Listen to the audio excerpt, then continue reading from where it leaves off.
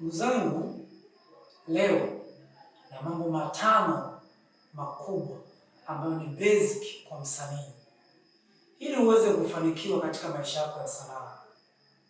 Ukinisikiliza kwa makini sana, inaweza kuwa faida kwako, lakini pia ukiyapuuza inaweza kuwa ni hasara kwako.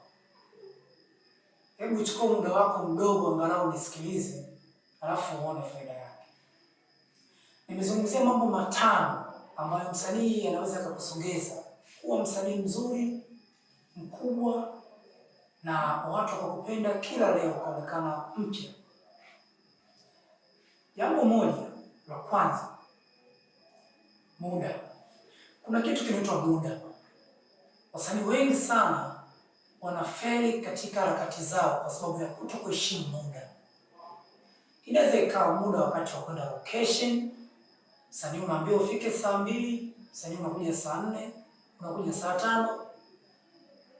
Kama una tabia hiyo, ujue ni moja kati ya kitu ambacho kinakufirisha katika maisha yako ya sanaa.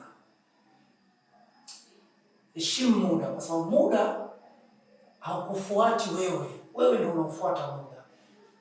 Wakati wewe unachelewa na mambo yako, wenyewe unazidi kusonga mbele. Heshimu muda. Na jambo la pili, kujifunza.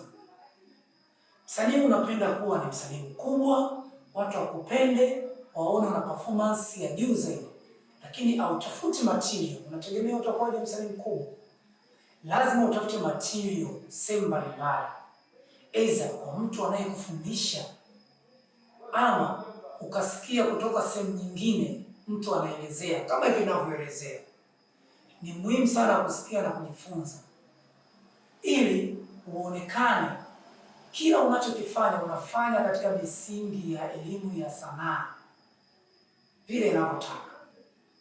Na hapo ndipo utaepukana na ile miiko ya sanaa, kwa sababu utakuwa unatambua.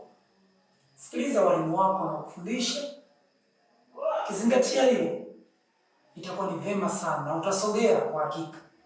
Lakini ukipuuza, utakuwa ni msanii ambaye kila siku unafundishwa ukiwa location, kitu ambacho si sawa kwa msanii. Lakini jambo la tatu, nidhamu.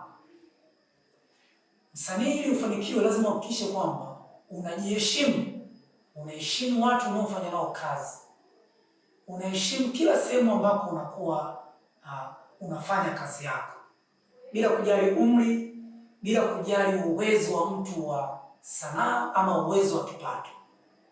Hakikisha kwamba unakuwa ni msanii ambao una nidhamu kiasi ambacho kila unayefanya naye kazi anakutamani, anakupenda. Itakusaidia hata kama uwezo wako utakuwa ni uko chini kidogo, lakini utapendwa kwa sababu ya nidhamu yako. Na jambo la 4, msanii lazima uhakikishe kwamba una connection. Unafanya sanaa kwa kujifunza, unajituma, lakini je, una marafiki? Unaishi nao vizuri? Je, unawatumiaje? Hakikisha unakuwa na watu ambao wanaweza kukupa michongo ili uweze kusogea zaidi. Ukibaki tu mimi ni msanii, ukajisifia mwenyewe, ukaamini siku moja unaweza ukasogea, lakini hauna marafiki ambao wanaweza kukupush kutoka hapo ambako ulipo. Labda niendelee kukusisitiza katika hili jambo, kwa sababu ni la msingi sana. Unaweza kuwa unafanya kazi nzuri sana, lakini hujui wapi utaipeleka. Unaweza kuwa unafanya vitu vizuri sana, lakini namna ya kufanya hiko kitu kikupatie fedha ukawa hujui. Lakini wapo wanaofahamu, lakini kwa sababu umekataa kuwa na urafiki nao, hautaelewa. Utabaki tu hivyo ulivyo. Na jambo la mwisho, msanii lazima ukubali kukosolewa. Ili uweze kufanikiwa, lazima ukosolewe. Ukikataa kukosolewa, tafsiri yake wewe unajua zaidi, wewe unafahamu sana, wewe hakuna ambaye anakushinda. Lakini kadri unavyozidi kukosolewa ndivyo watu wanakujenga kisanaa na utakuwa zaidi. Ingawa katika kukosoana wakati mwingine anayekukosoa inategemea na namna lugha anayoitumia kufikishia, lakini ndivyo ambavyo ameona kufikishia hivyo, akiamini kwamba ikikuchukiza utaikumbuka zaidi hiyo komenti yake na utaifanyia kazi.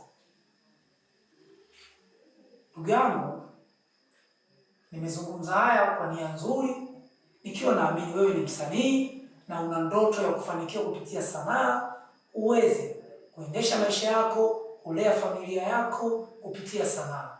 Hii ndio misingi mikubwa ya wewe kama msanii kuweza kufika mahali ambako unapatafuta.